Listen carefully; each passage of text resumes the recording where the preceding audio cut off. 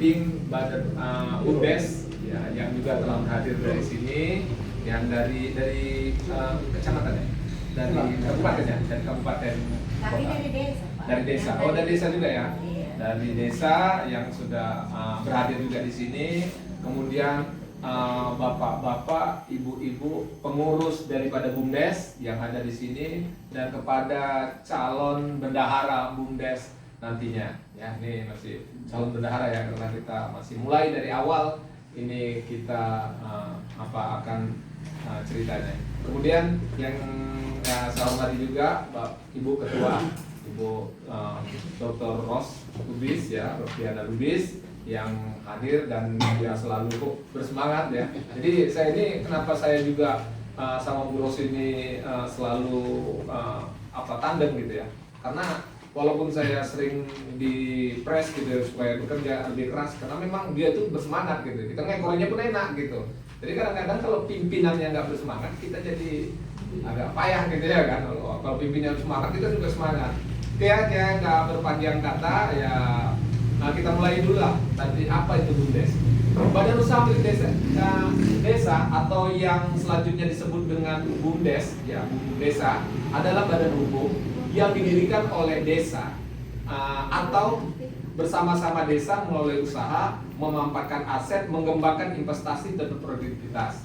Ya, menyediakan jasa, pelayanan atau menyediakan jenis usaha lainnya yang sebesar-besarnya untuk masyarakat desa yang ada di sini. Jadi itu yang seperti saya katakan, bahwasan pemerintah itu ada regulasi. Kalau mau apa di sini ada badan usaha milik daerah. Itulah tujuan pertama sebenarnya karena ada BUMDes. Karena memang kadang-kadang kan kita kalau hanya berharap dari APBD aja itu berat. Makanya didirikan pemerintah berpikir bahwa harus ada badan usahanya. Ya, BUMDes itu ya sumber datanya atau alas haknya itu dalam PP nomor 11 tahun 2001.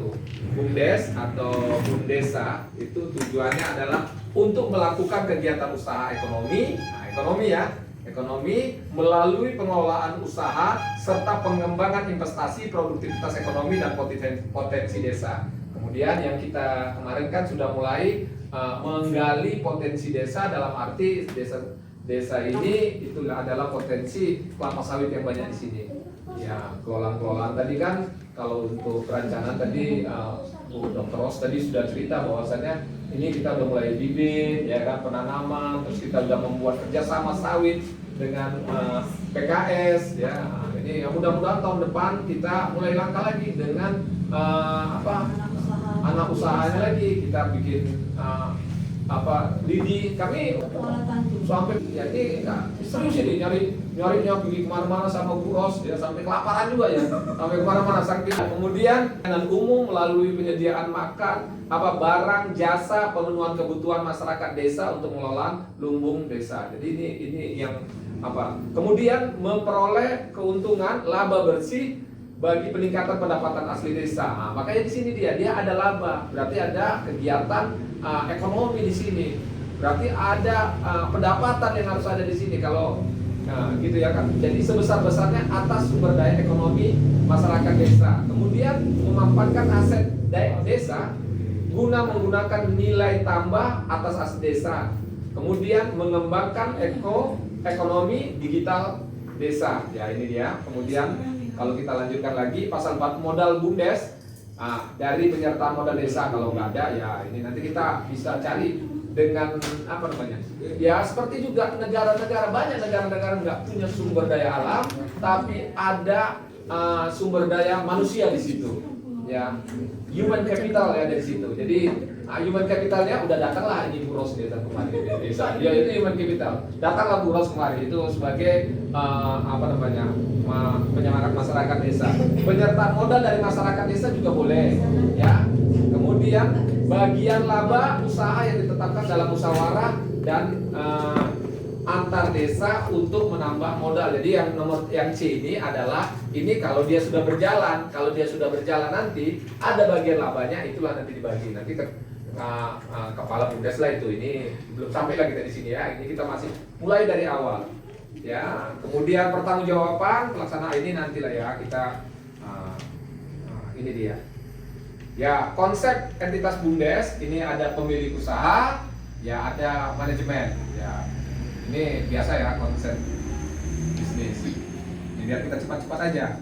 Jenis kegiatan usaha, jasa, ya kalau ada perusahaan jasa, ada perusahaan dagang, ada perusahaan manufaktur. Ini juga standar. Bahwasanya kalau jasa itu menjual jasa, ya kan, pendidikan, kesehatan, salon, laundry atau apa-apalah bisa dibuka oleh BUMDes. Kemudian perusahaan dagang itu menjual barang, membeli dan menjual, tidak ada proses, tokonya toko kelontong. Dan ini mungkin kita ini kan itu juga itu adalah perusahaan dagang. Jadi yang BUMDes kita ini rencananya perusahaan dagang. Mungkin kalau nanti sudah ada lidi tadi itu udah masuklah kita nanti perusahaan manufaktur. Makanya nanti perusahaan itu di split dia. Ada anak perusahaan, ya makin banyak lah. Nanti kepala desa ini pun enak aja deh. Banyak BUMDes ya kan. Banyak anggotanya yang bekerja. Seperti itu ya. Ini pengharapan kita lah ya. Kalau niatnya bagus, insya Allah lah. Semua bisa. Ya perusahaan manufaktur membeli bahan baku diolah, menjual barang jadi ya. Contohnya pabrik kopi, keripik. Ini nanti kita bikin lidi ya. Kemudian akuntansi. Kita masuk ke akuntansi. Akuntansi adalah proses mencatat, mengklasifikasikan, mengikhtisarkan, menjadikan laporan keuangan pada entitas atau lembaga atau organisasi tertentu pada tanggal. Makanya dia perlu tanggal, pada periode. Dia perlu tahu tahun, periodenya kapan tertentu. Jadi itu. Jadi prosesnya sebenarnya sederhana. Nanti kita bisa lihat bahwasannya itu adalah proses mencatat, proses mengklasifikasikan, mengikhtisarkan, menyajikan laporan keuangan pada entitas tertentu pada tanggal dan periode tertentu. Oke, jadi ini dia. Kemudian apa manfaat laporan keuangan sebenarnya? Manfaat laporan keuangan kalau itu ada 4 paling tidak. Itu adalah akuntabilitas, pertanggungjawaban, ya kan? Kan diharapkan juga kalau laporan keuangannya benar, pertanggungjawabannya pasti enak. Tadi ibu pendamping juga udah menceritakan bahwasannya kalau laporannya itu indah gitu. Pendamping ini sebenarnya nggak perlu dia, itu silakan aja siap pihak manajemen. Karena ini ya, akuntan ataupun apa itu tidak bertanggung jawab terhadap data yang diberikan oleh manajemen. Nah, jadi kalau kami pun misalnya pendampingan itu dia nggak bertanggung jawab atas data-data itu, silakan orang bapak yang buat. Karena bagian daripada apa? Cuma hanya untuk merapikan, karena agar penyajian laporan keuangan itu bisa dibaca sama semua orang secara umum gitu. Bukan maksudnya kalau kita misalnya akuntansi Cina itu cuma kita yang ngerti kan gitu. Bagi orang gitu kan, itu akuntabilitasnya, pertanggungjawabannya nggak ngerti orang, malah nanti bisa jadi salah paham gitu. Tapi kalau dia udah menurut akuntansi, insya Allah sama-sama kita bisa mengerti. Kemudian manajemen memudahkan fungsi perencanaan, pengelolaan, pengendalian aset dan kewajiban entitas. Jadi fungsi-fungsi manajemennya jelas dia. Tahapan siap waktu bikin anggaran awal, kira-kira penganggaran perusahaannya jelas dia duduknya di mana. Kemudian transparansi. Nah, ini yang tadi memberikan informasi keuangan terbuka, jujur, menyeluruh kepada stakeholder. Jadi stakeholder itu adalah orang-orang yang berkepentingan di sini. Mungkin Bapak Kepala Desa kan berkepentingan nih, tanya Bapak Kepala Desa karena dia penanggung jawabnya kan gitu. Dari penanggung jawab ini kira-kira siapa nanti ini yang bagaimana nih keuangannya kan gitu. Itu. Kemudian evaluasi kinerja ini juga perlu ya. Ini akan mengevaluasi kinerja entitas pelaporan terutama dalam menggunakan sumber daya ekonomi untuk pencapaian ekonomi. Jadi gini, akuntansi ini dia punya standar ya. Ada standar SAK MKM, ada standar SAK etap, ada SAK umum. Ini secara umum aja lah ya. Jadi kalau akuntansi ini standar akuntansi keuangan ini, SAK itu standar akuntansi keuangan ini tergantung juga dengan perusahaannya gitu. Mungkin kalau perusahaan di sini masih kecil, kita pakai SAK etap. Jadi kita lihat dulu ya, klasifikasi. Mikro itu maksimal kekayaannya atau asetnya itu 50 juta. Ini standar ya. Kalau misalnya ada apa kan gitu juga. Bank semua ini yang dikeluarkan BI ini. Kemudian kecil itu 50 juta sampai 500 juta asetnya. Kemudian kalau menengah itu 500 juta sampai 100 miliar. Kalau kita kan mulai dari awal nih, kecil sekali, bahkan kita mulai dari mikro ini. Orang modalnya nggak ada ini. Ini modalnya apa namanya, lead and load, lidah dan ludah ya kan, semua ya. Jadi cakap sana, cakap sini, cakap sana, masuk lagi ya kan barang tuh. Jadi seperti itu. Kemudian kalau ukuran di sini, kalau dia besar pakai SAK etap, tapi kalau ini menengah ya SAK NKM itu untuk usaha kecil, mikro, menengah. Jadi dia standar akuntansinya pun ya rendah lah ya, nggak terlalu apa. Jadi apa aja nanti kita pegang. Tapi ya saya nggak terlalu masuk di sini lah ini karena nanti kita kan ini standar laporan transaksi keuangannya itu berdasarkan apa namanya Kementerian Desa Pembangunan Tertinggal dan Transparansi. Ini salinan standar akuntansi pedomannya itu udah dibuat ya. Terus ini kita kebijakan akuntansinya, ini dia. Jadi kalau akuntansi yang menyeluruh itu dia dimulai dari transaksi. Ya, transaksi itu harus valid, ya kan? Harus sah, harus dia juga lengkap. Ya, maksudnya bond-bondnya itu ada semua untuk sebagai dasar. Nah, sebagai dasar bukti, itu bondnya itu harus disiapkan lah. Ya, kemudian setelah bukti transaksi itu semua terkumpul lengkap, ya, baru masuk ke dalam bukti pembukuan. Kan dikumpulkan dulu semua. Oh inilah akhirnya bikin pembukuan. Ya, barulah masuk ini tahapannya kan siklus akuntansi, barulah masuk ke jurnal. Ya, jurnal yang biasa lah ya. Kalau yang di sini juga ada yang dari SMK atau dari mana. Ya nanti kita buat di sini. Ya, standarnya seperti ini, kita sederhana ya. Kemudian kita setelah di jurnal kita posting di buku besar. Di buku besar itu diklasifikasikan berdasarkan akun-akunnya. Misalnya pendapatan, semua di pendapatan gitu selama satu periode akuntansi. Misalnya biaya listrik, itu biaya listrik semua itu namanya diposting ke buku besar. Jadi dia terkumpul di situ semua. Misalnya ya kan itu namanya posting ke buku besar. Baru ke neraca saldonya ada penyesuaian, ada apa. Kemudian ya baru ya ini bisa dari situ. Ya, baru jadilah laporan keuangan. Makanya kita kalau sederhana aja kan dari sini. Ya, dari di transaksi turun sini. Nah, ini tadi buku jurnal, dibikin jurnal, baru bikin buku besar, neraca saldo langsung jadi di sini. Nah, kan enggak terlalu rumit dia, sedikit aja dia. Ya. Oke, kemudian kita proses ini proses-prosesnya ya. Ini kalau proses yang apalah ya, yang full ya nanti kita cari juga, tapi dalam apa? Ini perkenalannya, proses penyusunan laporan keuangan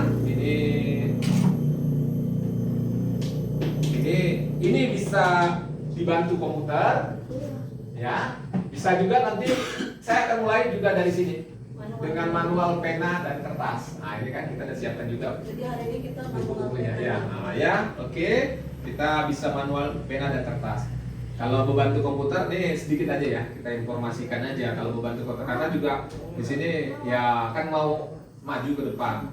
Ya, nanti saya bantu, maksudnya gini, nah, kumpulkan aja. Nanti saya akan bantu tahap-tahapan, saya akan buat sistemnya. Ya, nanti kita akan pelajari lagi gitu. Karena ini kan masih baru, jadi duduknya kita belum tahu apa-apa saja akun-akunnya kita juga belum lihat.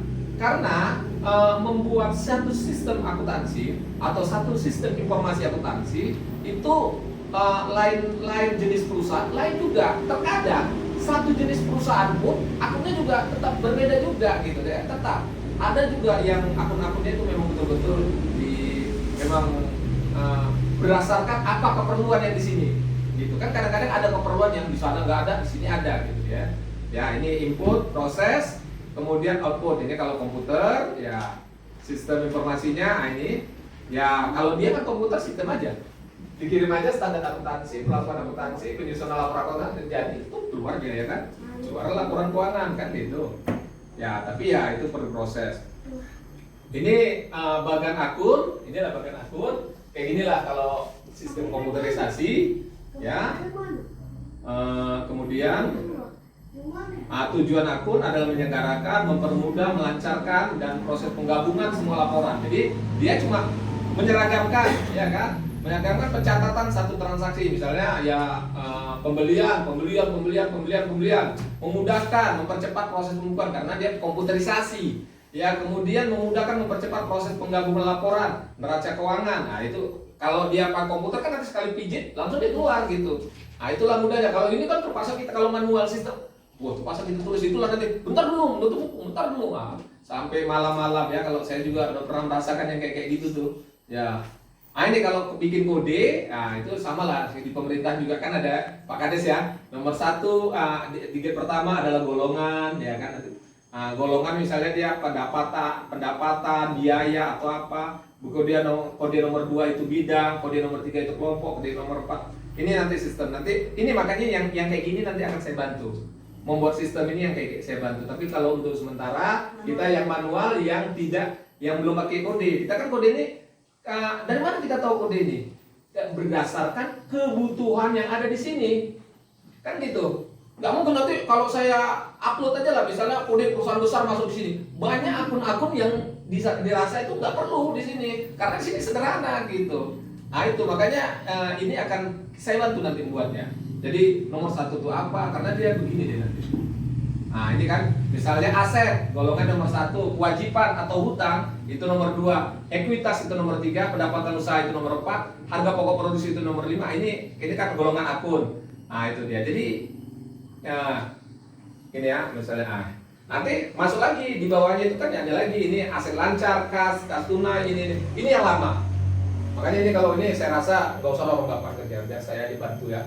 Itulah gunanya ada kita juga di sini kan Bu. Jadi nanti saya cuma perlu tahu apa aja yang akun-akun yang ada yang akan terjadi di BUMDes ini. Ya nanti kalau ada apa yang penting kita manual dulu. Karena manual membuat sistem ini pun harus dimanualkan dulu. Karena nggak tahu kita yang mana kebutuhan itu nanti. Kalau kita reka-reka aja, ini dia. Nanti akun itu bentuknya seperti ini. Jadi ya. Mungkin 1 sampai 2 bulan ke depan kita manual dulu. Ya, jadi ini dia, ini neraca. Manualnya baru nanti kita sistem. Nanti baru jupanya ini. Enggak tahu. Jadi ini neraca. Neraca itu kalau neraca kan ya laporan keuangan itu kan dia ada 5, neraca, rugi laba, perubahan modal, arus kas, sama catatan terhadap laporan keuangan itu standar ya. Neraca ini adalah golongan aset. Aset ini adalah harta. Harta kita apa aja, harta kita yang ada. Kemudian di sebelah sini hutang dan modal. Karena dalam bisnis hutang itu dianggap adalah bagian daripada harta kita, gitu ya. Kalau bisnis gitu, contoh ya itu sederhananya gini. Misal Bapak beli sepeda motor tuh, padahal itu kan masih hutang tuh kan? Itu kan udah sepeda motor Bapak itu. Gitu. Sering orang salah sangka hutang itu bukan kita punya, kan bukan punya kita. Tapi kalau dalam bisnis hutang itu tidak haram, dia hutang itu masuk dalam golongan harta. Itu dia. Ya, jadi ini penjurnalan sekali lagi ya Bu. Aset, hutang, modal awal, pendapatan dan beban. Ini kalau keseimbangan ya. Jadi beban sama aset ini yang sering. Kenapa orang sering nggak bisa menjurnal? Karena dia nggak tahu ini keseimbangan itu. Ya. Titik keseimbangan beban itu dia adanya di mana? Adanya di debit. Beban itu di debit, aset itu di debit, hutang itu di kredit, modal awal itu di kredit, pendapatan itu di kredit. Agak heran kan? Tapi ini standar yang dihafal mati ini sebenarnya. Ya, itu ya sedikit-sedikit dari saya untuk akuntansi ini. Ini ada transaksi kita. Ya misalnya ini ya transaksi ini kalau yang komputerisasi dengan bukti nomor ya ini ada tanggal, ini ada sistem di tanggal, bukti nomor, ini kan sistemnya masuk, nanti ketik aja masuk keluar dia. Misalnya ini kan misal tanggal ini satu contoh aja Bu. Ini tanggal 2 Januari 2000 diterima kas tunai pendapatan tiket wisata 2.700.000. Berarti uangnya bertambah, kas bertambah kan gitu kan? Kas bertambah, kasnya apa? Kas ini kan aset. Aset bertambah di sebelah mana? Sebelah kredit tadi kan? Sebelah kredit tadi ya kan gitu. Pendapatan di mana? Pendapatan tadi standar normalnya di mana? Ini kadang-kadang sering orang yang itu. Kenapa orang gugup di akuntansi? Karena pendapatan itu memang di sebelah kredit gitu. Ya, itu dia. Ya tapi nantilah kita sambil apa ya? Sebab kuliah akuntansi aja 2,5 tahun ya kan. Gak mungkin saya hari ini saudara-saudara jadi hebat bisa akuntansi kan gawat juga ya kan terakhir. Habis lah dosen akuntansi ya kan. Ya, jadi inilah salah satu apanya ya. Ya, ini standarnya aja ya untuk teori pertama kepada bapak-bapak, ibu-ibu sekalian. Terima kasih sudah mendengarkan ini. Assalamualaikum warahmatullahi wabarakatuh. Waalaikumsalam. Oke. Terima kasih Pak.